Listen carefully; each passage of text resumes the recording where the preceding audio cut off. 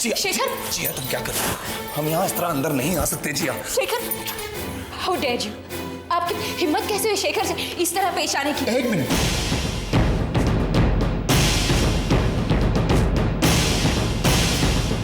आपको पता है इस वक्त कहाँ खड़ी हैं आप? हवालात में। मुझे पता है, लेकिन शायद आपको पता नहीं कि आप क्या कर रहे हैं। जिया तुम क्या कह रही हो? मानस, क्या इंसान से इस तरह पेश आते हैं? हमारे काम करने का यही तरीका है मैडम। यहाँ कौन क्या है इससे हमें कोई फर्क नहीं पड़ता। यहाँ तो बस पुलिस होती है और मुजरिम, और सब मुजरिमों से हम एक जैसा ही सलूक करते हैं। शेखर का जुर्म अब तक साबित नहीं हुआ है। तो हो जाएगा। यहाँ तो अच्छे अच्छे लोगों से सच्चाई उगलवा लेते हैं हम लोग। मत भूलो कि शेखर क्राइम रिपोर्टर रह चुका है, और हमें मत समझाओ कि क्या तरीका है आप लोगों का। मैं ह्यूमन राइट्स कमीशन में जाऊंगी। जिया, ये पाटिल, इन सबको बाहर ले जा। देखिए इंस्पेक्टर साहब, आप प्लीज तमीज से बात कीजिए। तमीज सिखाएंगे आप मुझे? छोड़िए।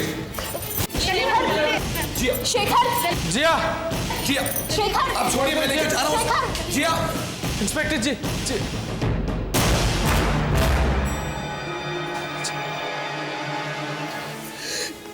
आप लोग इधर ही बैठिए। हाँ, जिया प्लीज, प्लीज पहले तुम शांत हो जाओ, आराम से प्लीज।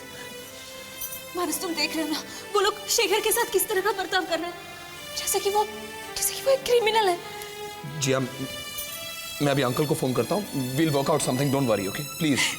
मानस, शेखर इनोसेंट है, उसने कुछ नहीं किया। जिया, ये टाइम ये सोचने का नहीं है। हम ये सोचना है कि शेखर को इस नरक से कैसे निकालें।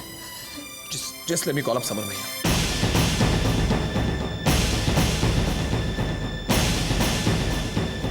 हेलो समर भैया। हाँ मानस, बोलो।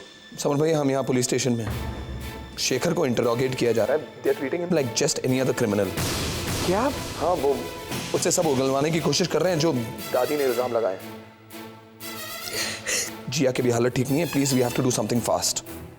ओह माय गॉड, क्या हुआ? बाबा, शेखर को पुलिस इंटेरोगेट कर रही है। Let's move. हमें इसी वक्त पुलिस स्टेशन चलना चाहिए। हाँ प्लीज। मानस, तुम वहीं पर रुकना, हम अभी वहां पहुंच रहे हैं। ओके समर, मैं कमिश्नर साहब से मिलके आता हूँ, देखता हूँ क्या हो सकता है। जी सर। आंटी, अरे बेटा, अच्छा है तुम आ गई बेटा। ऐसे में तो अपनों की जरूरत होती ही है। आंटी, माँ कहाँ है? माँ तो तुम्हारी बेचारी अंदर ही है। मैं माँ को बुला के लाती हूँ। आइए। अब आप ही बताइए बहन जी, बाहर से अजीब अजीब खबरें मिल रही हैं। मेरा दिल तो बहुत घबरा रहा है। ये भी बाहर गए हुए हैं। वाकई में हुआ क्या है? अरे होना क्या था, आप तो जानती हैं, जब हस्बैंड वाइफ में टेंशन बढ़ती है तो कोई तीसरा तो उसका फायदा उठाता ही है ना। मतलब? नेत्रा का नाम तो आपने सुना ही होगा। वो शेखर की अच्छी दोस्त थी। अच्छी मेरा मतलब काफी अच्छी दोस्त थी। अब उसके चर्चे तो आजकल सब तरफ हैं। अब आप बताइए, जिया को क्या पड़ी थी शेखर को मजबूर करे कि वो घर छोड़ दे? ज्ञान भाई साहब ने भी नहीं रोका। अरे भाई, शेखर हमारा बेटा है, अब घर के बेटे को कोई घर से निकालता है? अब देखिए, वो नेत्रा भी पीछे पीछे पुणे पहुंच गई। अब वहां पर क्या हुआ ये तो मैं नहीं जानती। ये तो या ऊपर वाला जानता है और या शेखर। बेचारी नेत्रा तो, भाई हमें तो वही पता है ना जो शेखर ने बताया। शेखर बेटा बिल्कुल निर्दोष है। तुम बताओ हर्ष बेटा, कैसे हो? जी ठीक हूँ।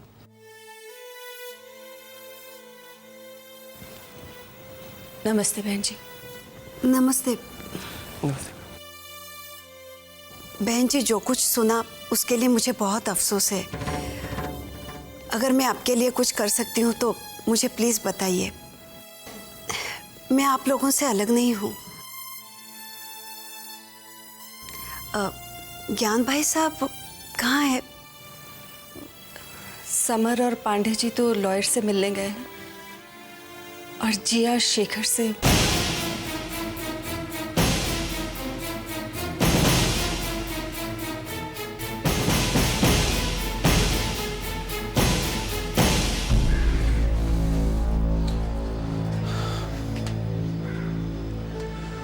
थैंक गॉड समर भाई आ गए। भैया जी अब मैं आ गया हूँ ना, वकील साहब मेरे साथ ही, सब ठीक हो जाएगा। लेकिन वो लोग शेखर को तो डोंट वरी, कुछ नहीं होगा। आइए चल के देखते हैं। प्लीज चुपचाप अपना गुनाह कबूल कर ले, वरना कबूल होने के हमें और भी तरीके आते हैं, समझो क्या? Stop it inspector. पाटिल, ये अंदर कौन लोग घुस आए रे? निकाली ना। मैं शेखर पांडे का वकील हूँ। तो ये पुलिस चौकी है, अदालत नहीं जहाँ वकीलों की जरूरत पड़े। शायद आप वकील और कानून का रिश्ता भूल रहे हैं इंस्पेक्टर, या आप अच्छा सलूक नहीं कर रहे मेरे क्लाइंट के साथ। पुलिस मुजरिम से पूछताछ कर रही है। क्या आप इतनी छोटी सी बात नहीं जानते इंस्पेक्टर, कि जब तक किसी का जुर्म साबित नहीं हो जाए आप उसे मुजरिम कहकर नहीं पुकार सकते? एक बात।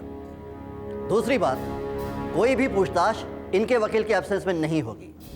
यह मामला ऑलरेडी अदालत में पहुंच चुका है, इसलिए अब जो भी पूछताछ होगी मेरी मौजूदगी में होगी। तुम जैसे वकीलों की वजह से ही ये अमीर लोग पैसा खर्च करते हैं और कानून से दूर चले जाते हैं। तुम जैसे वकील ही इन्हें सजा से छुटकारा दिलवाते हो। सर कमिश्नर साहब का फोन आया है।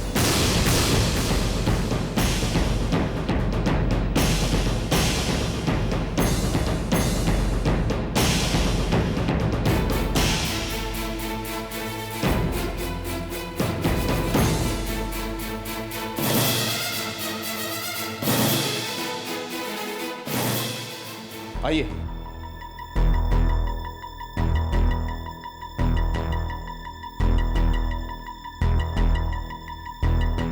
ये कुछ चीजें वारदात वाली जगह से मिली। देखिए, शायद आप इन्हें पहचान सकें।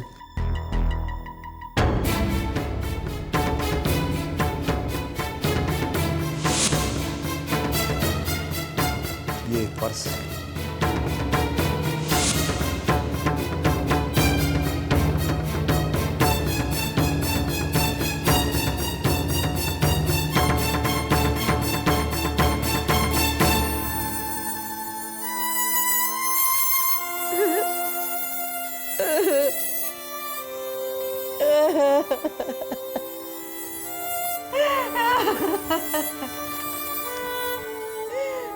क्या ये चीजें नेत्रा जी की ही हैं?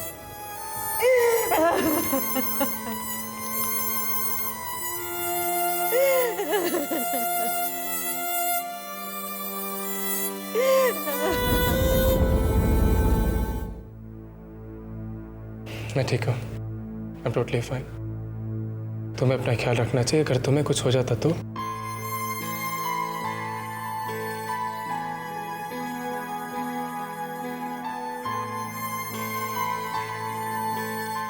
इस वक्त शेखर मुझे किसी और चीज की परवाह नहीं है। बस तुम सही सलामत बाहर आ जाओ।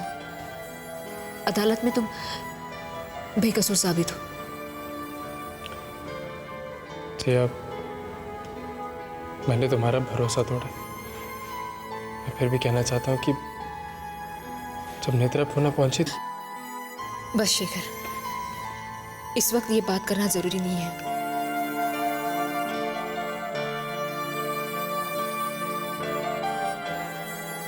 तुम सब जानते फिर भी मेरे लिए कितना कुछ कर रहे हैं। मैंने जो कुछ किया वो अपनी फैमिली के लिए किया। सिर्फ तुम्हारे लिए नहीं बल्कि खुद के लिए भी किया है, क्योंकि मैं जानती हूँ शेखर कि तुम निर्दोष हो। आखिर ये कौन हो सकता है जो तुम्हें इस तरह फंसाना चाहता है? कौन है वो जो ये सब कर सकता है?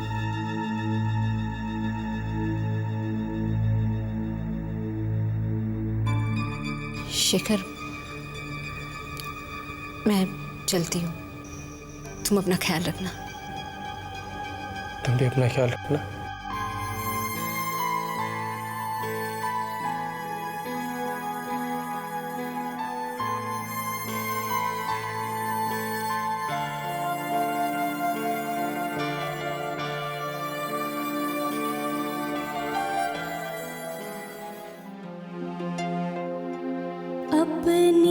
सांसों के बदले भी गर तेरी खुशियाँ मैं पाऊँ, है तेरे सर की कसम मुझको, मैं हंसते हंसते मिट जाऊँ।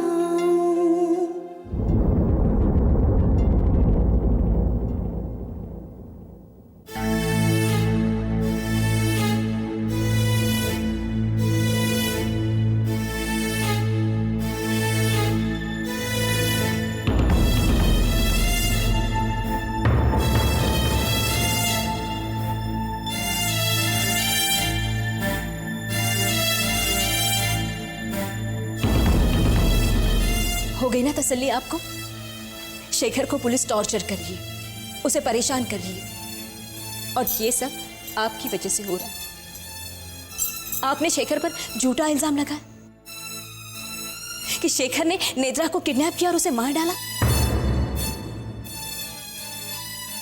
एक बात आज आप सुन लीजिए, अगर शेखर को कुछ हुआ ना तो फिर मैं आपको। एक्सक्यूज मी, देखिए दादी जी उस मेंटल स्टेट में नहीं है कि आप इस तरह की बातें करें, इसलिए प्लीज। तुमने क्या कहा? मैंने झूठा इल्जाम लगाया है? तुम्हें क्या लगता है शेखर ने कुछ भी नहीं किया है? तो आओ आओ मेरे साथ।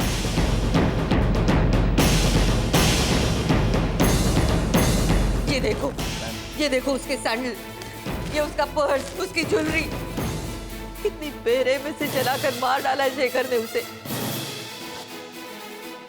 ये सब देखने के बाद क्या तुम ये कहोगी कि शेखर निर्दोष है? अपने दिल पर हाथ रखकर बोलो, तुम भी तो एक औरत हो, तुम समझ सकती हो उसके इमोशंस को, उसकी तकलीफ को। क्या गलती थी नेत्रा की? उसने तो प्यार किया था शेखर से, और उस प्यार की इतनी बड़ी कीमत चुकानी पड़ी उसे।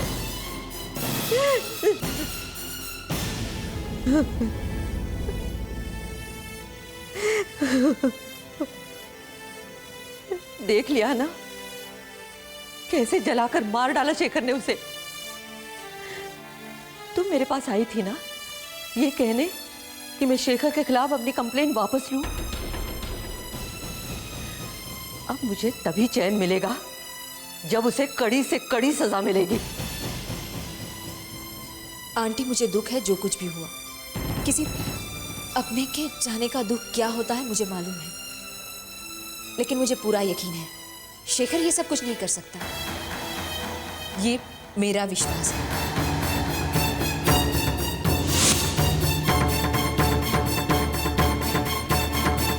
पुलिस आज मेरे बेटे को टॉर्चर कर रही है, एक क्रिमिनल की तरह। आज से पहले इस खानदान में किसी के साथ ऐसी वारदात नहीं हुई। पुलिस कमिश्नर के पास मदद मांगने गया तो मदद के साथ साथ उसने अपनी सलाह भी दे दी। मेरे बेटे के साथ पुलिस वाले ऐसा सुलूक करें? अरे मेरी तो हिम्मत भी नहीं हो रही कि मैं उसके पास जाकर उसे देखूं। उस बेचारे के साथ तो घर में भी अच्छा सलूक नहीं हुआ। देखिए, आप परेशान मत होइए। समर का फोन आया था, वो कह रहा था कि शेखर से अब बिना वकील की प्रेजेंस के कोई बात नहीं कर सकता। चुप करो तुम, इतना आसान नहीं होता है सब कुछ। और शेखर सिर्फ तुम लोगों की वजह से यहां तक पहुंचा है। मैं नहीं चाहता था कि वो घर छोड़कर चला जाए, लेकिन तुम लोगों की जिद। उसने माफी मांग ली थी ना अपनी गलतियों की, लेकिन नहीं, उसे सजा मिलनी चाहिए। तो लो, सजा मिल रही है उसे। शेखर सिर्फ तुम लोगों की वजह से घर छोड़कर पूना चला गया और वहां नेत्रा पहुंच गई। ये क्या कह रहे हैं आप? बस बहुत हो गई तुम लोगों की मनमानी। जिस जिया को शेखर ने इतना प्यार किया, आज वही उसके दुख का कारण बन गई है। और तुमने भी बहुत साथ दिया अपनी बहू का। आज तक शेखर के साथ जो कुछ भी हुआ है उसकी जिम्मेदार जिया है। आज पुलिस उसे टॉर्चर कर रही है, उसकी वजह भी जिया ही है। तुम लोगों की वजह से वो घर छोड़कर चला गया। इस पूरे केस की जिम्मेदार जिया है।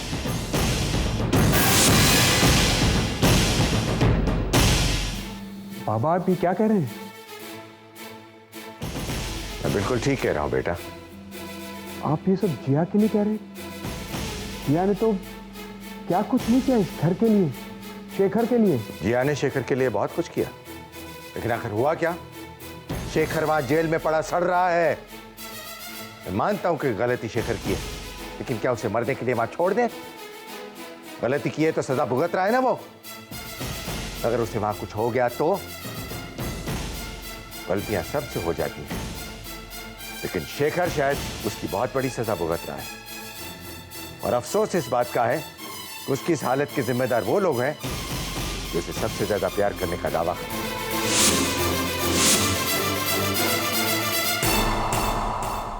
अगर सारी गलती शेखर की भी है ना, लेकिन बाप बेटे के लिए खड़ा होगा ही होगा। मैं शेखर को यूं अकेला नहीं छोड़ूंगा। शहर के सबसे बड़े वकील शर्मा से मैंने बात कर ली। मैं अपने बेटे को जेल में ज्यादा दिन नहीं रहने दूंगा।